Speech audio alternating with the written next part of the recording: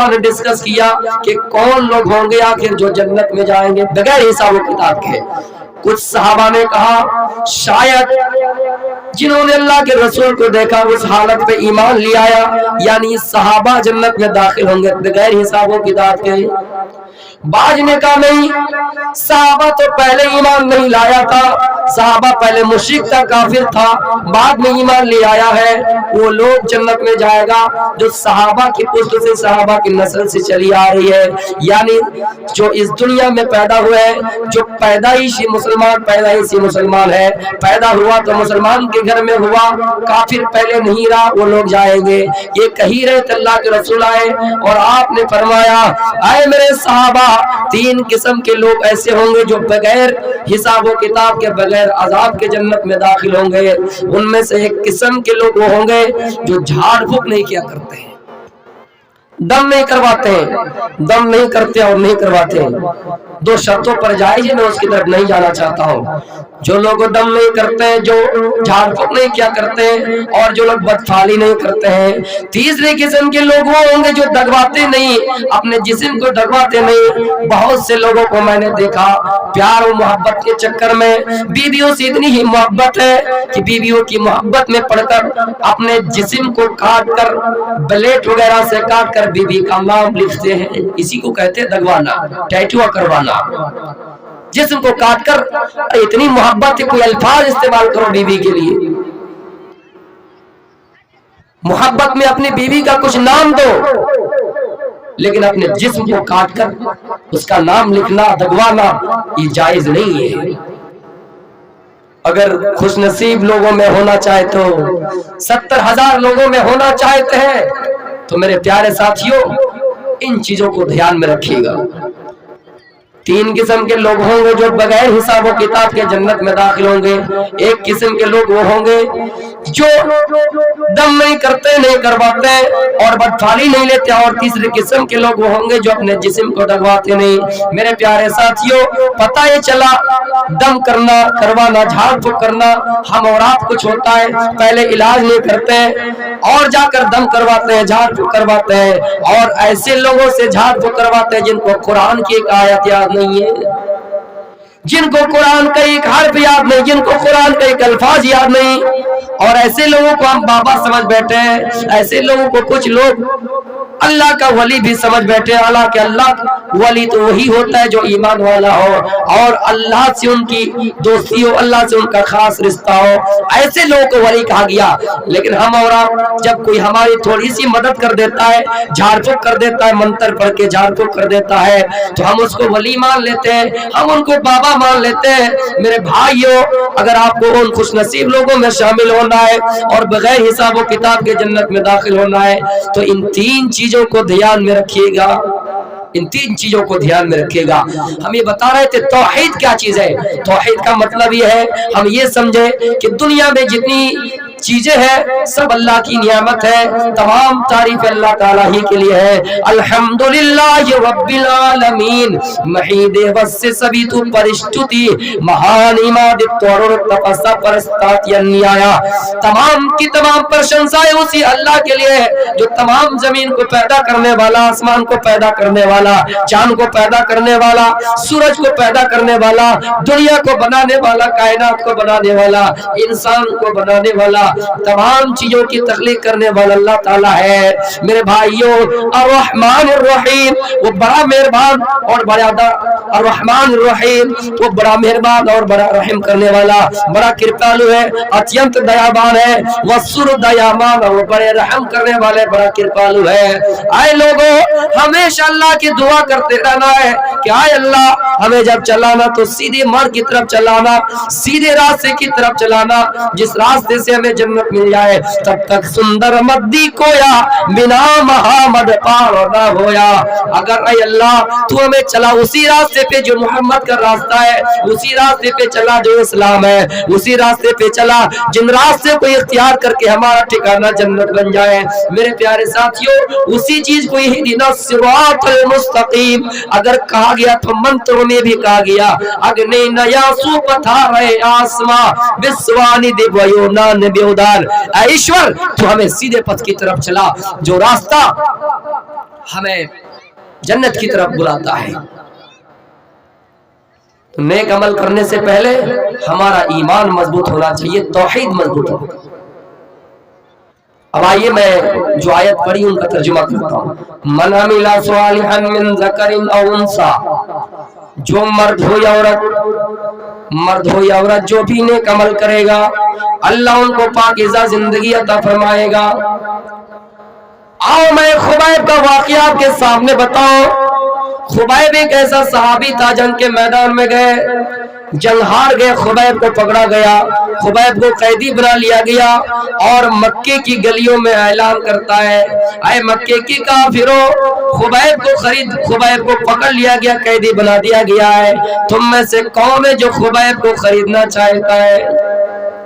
خبیب رضی اللہ تعالیٰ عنہ نے حارث کو قتل کیا تھا جنگ بدر کے موقع پر. ان کے بیٹے نے کہا کہ ہم خبیب کو خریدیں گے اور میرے باپ کا بدلہ لیں گے. خبیب کو خرید لیا.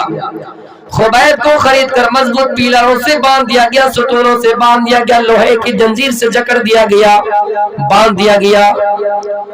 لیکن لوہے کی زنجیر میں باندھا ہوا ہے، پیلروں سے باندھا ہوا ہے. خبیب انگور کا خوشہ لیے ہوئے انگور کھا رہا ہے، ان کے پاس انگور کا گچھا ہے، کھا رہا ہے.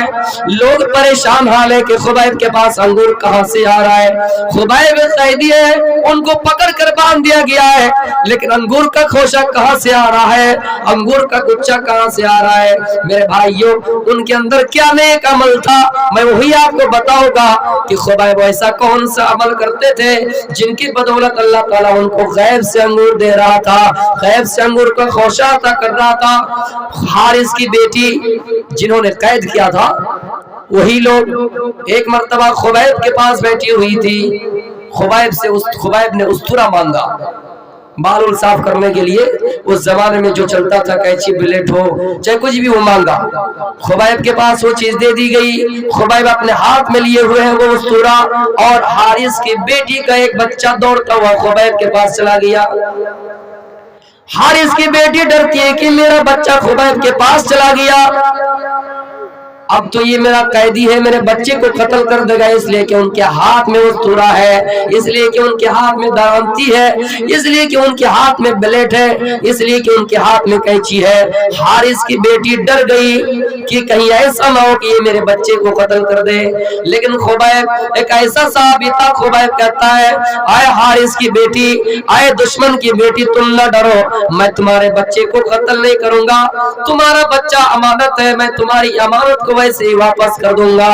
حارث کی بیٹی لکھتے ہیں انگور کا خوشہ کہاں سے آ رہا تھا، انگور کا گچھا کہاں سے آ رہا تھا؟ جواب آیا انگور کا خوشہ، انگور کا گچھا اللہ تعالیٰ ان کو غیب سے دے رہا تھا، غیب سے دے رہا تھا. دشمن ہے، پیلروں سے باندھ دیا گیا ہے، جکڑ دیا گیا ہے.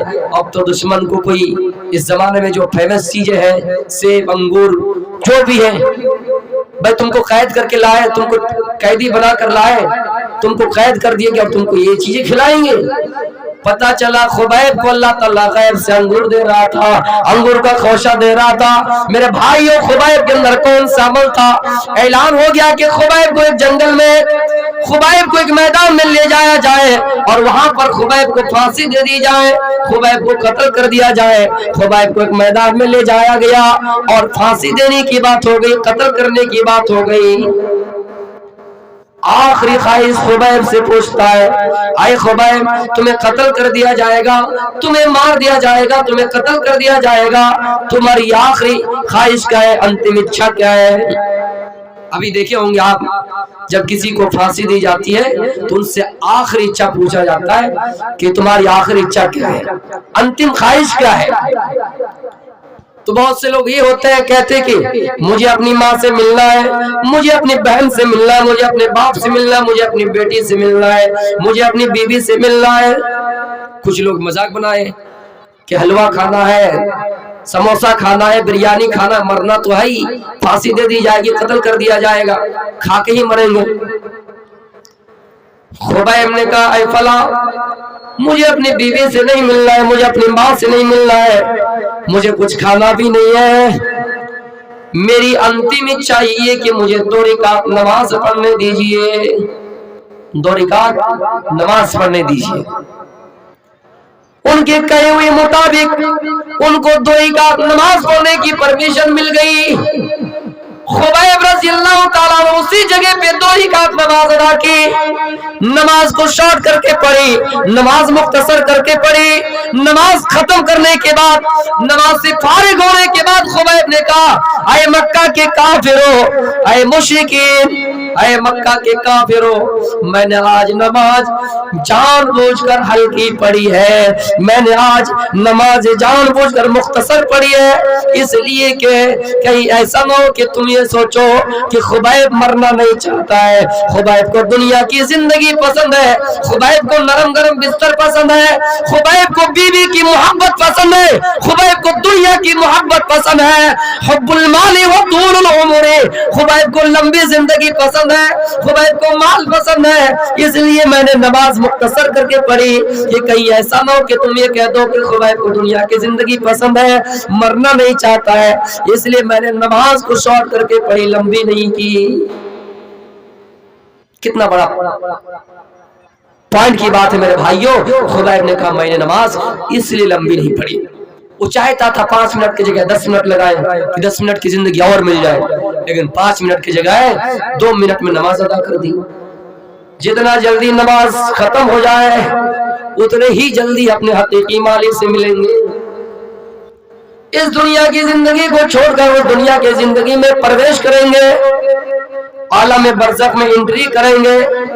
खुबैब ये चाहते थे कि दुनिया की जिंदगी पसंद नहीं है। मेरे भाइयों, हम और आप दुनिया की जिंदगी के लिए क्या ना क्या करते हैं। दुनिया की जिंदगी के लिए लोगों से कत्ल हो जाता है, एक दूसरा आपस में लड़ाई करता है, मर्डर हो जाता है, कत्ल हो जाता है, खून खराबा होता है। दुनिया की जिंदगी के लिए हम और आप क्या क्या करते हैं। दुनिया की जिंदगी के लिए हम और आप हलाल और हराम के दरमियान तमीज नहीं करते हैं। दुनिया की जिंदगी के लिए हम अपनी इज्जत का वैल्यू नहीं रखते हैं। जहां चाहते जैसा चाहते वैसा करते हैं। मेरे भाइयों, इस्लाम एक ऐसा मजहब है जो आपको चलने का तरीका सिखलाता है, जो आपको बैठने का तरीका सिखलाता है। और एक चीज मैं आपको बतला दूं, इस दुनिया में अगर रब चाहे जिंदगी गुजारेंगे तो उस दुनिया में मन चाहे जिंदगी पाएंगे। ये भी पॉइंट की बात बता रहा हूँ। इस दुनिया में रब चाहे जिंदगी गुजारेंगे तो उस दुनिया में मन चाहे जिंदगी पाएंगे।